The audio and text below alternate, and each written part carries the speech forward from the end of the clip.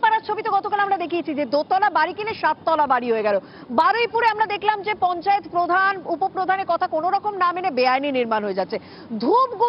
ধূপগুড়িতেও সাধারণ মানুষ কিন্তু পুরসভার বিরুদ্ধে অভিযোগ করছেন, বলছে পুরসভা কোনো রকম নজরে দিচ্ছে না, কিন্তু পুরসভার অনুমতি ছাড়াই বহুতল হয়ে যাচ্ছে। কিভাবে বহুতল হচ্ছে পুরসভার অনুমতি ছাড়া, এত বড় বিপর্যয় মানুষকে কেন সচেতন করতে পারছেন না, সেই নিয়েই আমাদের প্রতিনিধি রকির সঙ্গে আমি কথা বলবো। রকি, এই যে সরকারি কোনো রকম নিয়ম না মেনেই বহুতল হচ্ছে, গার্ডেন রিচের ঘটনা কি মানুষ দেখছে না?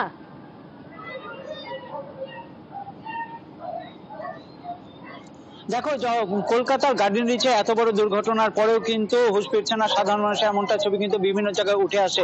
আর সেই ছায়া কিন্তু এবার ধূপগুড়ি পৌরসভা এলাকাতেও দেখা যাচ্ছে, কারণ ধূপগুড়ি পৌরসভা এলাকার বিভিন্ন এলাকায় দেখা যাচ্ছে কোথাও নিয়ম বহির্ভূত ভাবে, কোথাও বা কোনো রকম আইন না মেনেই গড়ে উঠছে বহুতল, যেখানে ধূপগুড়ি পৌরসভা তরফ থেকে বলা হচ্ছে যে সব রকমের নিয়ম মেনেই কিন্তু এই প্ল্যান পাস হয় এবং বহুতলগুলি তৈরি হচ্ছে।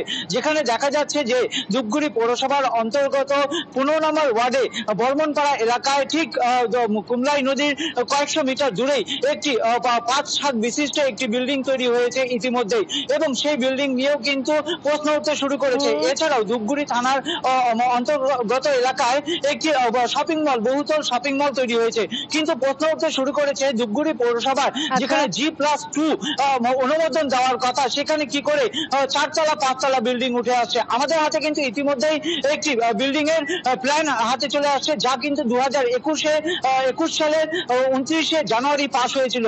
যদিও ধূপগুড়ি পৌরসভার আন্ডারে এই জায়গা থেকে রকি, তুমি আমাদের সঙ্গে থাকো। সত্যি তো বিল্ডিং এর মালিক তিনি বলছেন যে তিনি ট্যাক্স ক্লিয়ার করেছেন, এমনকি প্ল্যান পুরসভার পক্ষ থেকে ক্লিয়ারও করে দেওয়া হয়েছে। একবার শুনে নি বিল্ডিং মালিকের বক্তব্য। 2020 সালে প্ল্যান পাস হয়েছে আর G+4 প্ল্যান পাস হয়েছে, ধূপগুড়ি পৌরসভা থেকে হয়েছে। না এক্সট্রা কোনো টাকা দিতে হয়নি, যেটা ট্যাক্স লাগে সেই ট্যাক্সটাই নিয়েছে। কত টাকা দিতে হয়েছে? স্কোয়ার ফিট হিসাবে 5টা ফ্লোরের যা হয় 2 লাখ সামথিং লাগছিল আমার কাছে, সবই আমার কাছে আছে। 3 বছর আমাদের টাইম দিয়েছিল প্ল্যানের মধ্যে, আমরা 3 বছরের মধ্যেই ঢালাইগুলো কমপ্লিট করে নিয়েছি। ডোমেস্টিক বিল্ডিংই করা আছে। আমাদের কাকু বাবা কাকুরা 3 ভাই প্লাস আমাদের ফ্যামিলিটা অনেক বড়, যার জন্য আমরা বাড়ি বানানোর জন্য করছি। রকি, আমার প্রশ্ন, যে এলাকায় এই বহুতলগুলি হচ্ছে সেখানে কত ফ্লোর পর্যন্ত বিল্ডিং নির্মাণের একটা অনুমতি দেওয়া যায়?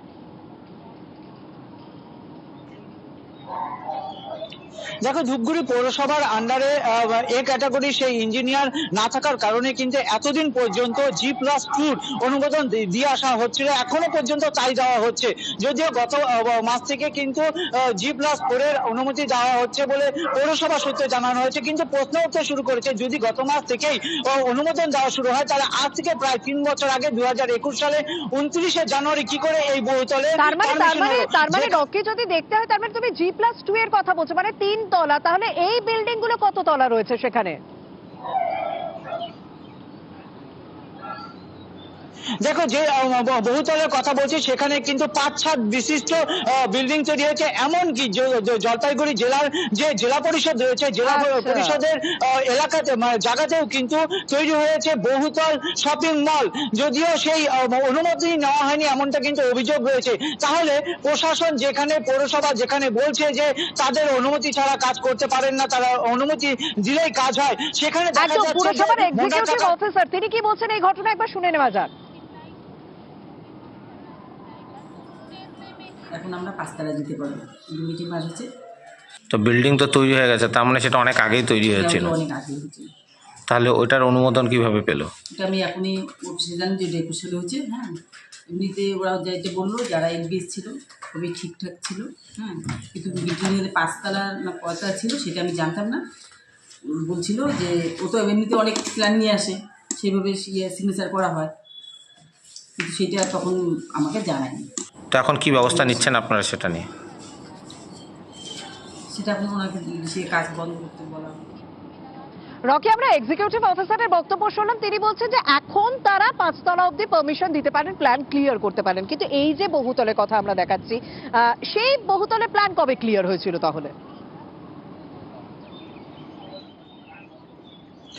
2021 সালে 29শে জানুয়ারি সেই সময় কিন্তু সেই প্ল্যান ক্লিয়ার হয়েছিল এবং যার মধ্যে সই রয়েছে সেই সময় তৎকালীন ধূপগুড়ি পৌরসভার চেয়ারপারসন ভারতী বর্মনের। বর্তমানে যিনি দায়িত্বপ্রাপ্ত রয়েছেন পৌরসভার যে প্রশাসক বোর্ডের দায়িত্বপ্রাপ্ত রয়েছেন তিনি কিন্তু সিগনেচার করেছিলেন। এর সাথেও কিন্তু আরো বলে রাখতে চাইবো সেই প্ল্যানের মধ্যে যে সিগনেচার রয়েছে সেই ইঞ্জিনিয়ার কিন্তু বি ক্যাটাগরির একজন ধূপগুড়ি পৌরসভার ইঞ্জিনিয়ার সই করেছে, যেখানে কিন্তু এ ক্যাটাগরির ইঞ্জিনিয়ারের সিগনেচারের প্রয়োজন ছিল। এমনকি মাটি পরীক্ষা করে নিয়ে সেখানে কিন্তু বিল্ডিং তৈরি করার কথা ছিল। সেই জায়গায় দেখা যাচ্ছে যে নিয়ম বহির্ভূত ভাবে ধূপগুড়ি পৌরসভা এলাকায় বহুতল নির্মাণ কিন্তু দেদার ভাবে হয়ে চলছে দীর্ঘদিন ধরে। তাহলে প্রশাসনের গাফিলতির ফলেই এই ধরনের কাজ করছে নাকি মোটা অঙ্কের টাকার বিনিময়ে প্রশাসনের গাফিলতি হয়েছে বলে এই ধরনের ঘটনা ঘটছে? সেই কারণেই আমরা ছবিটা দেখাচ্ছি যাতে এলাকার মানুষ সচেতন হন, যাতে পুরসভা এবার জানার পর কোন রকম পদক্ষেপ নেয়। আমরা কুলপির গাজীপুরের একটি ছবি আপনাদেরকে দেখিয়েছিলাম। একটি স্কুলের মধ্যে এক ব্যবসায়ী একটা ক্লাসরুম বুক করে তিনি তার ডেকোরেটরসের জিনিসপত্র ঢুকিয়ে রেখেছেন। এমনকি সেই ক্লাসরুমের চাবি এলাকার ওই ব্যবসায়ীর কাছে পর্যন্ত ছিল। স্বাভাবিকভাবে পঠন পাঠনে কোথাও একটা সমস্যা হচ্ছিল। নিউজ 18 বাংলা সেই খবর সম্প্রচারের পর 24 ঘন্টার মধ্যে কিন্তু ওই ব্যবসায়ী ডেকোরেটরসের জিনিসপত্র সরিয়ে নিয়ে গেলেন, ওই ক্লাসরুম খালি করে দিলেন। সেখান থেকে রয়েছেন আমাদের প্রতিনিধি আনিস। আনিস, তুমি সেই ছবি তুলে ধরিয়েছিলে এবং সেখান থেকেই আমরা দেখিয়েছিলাম যে কিভাবে একটা ক্লাসরুম রীতিমতো একজন ব্যবসায়ী বুক করে রেখেছে। তো স্কুলের যে কর্তৃপক্ষ রয়েছে তারা কি বলছেন এখন? তারা নিশ্চয়ই খুশি।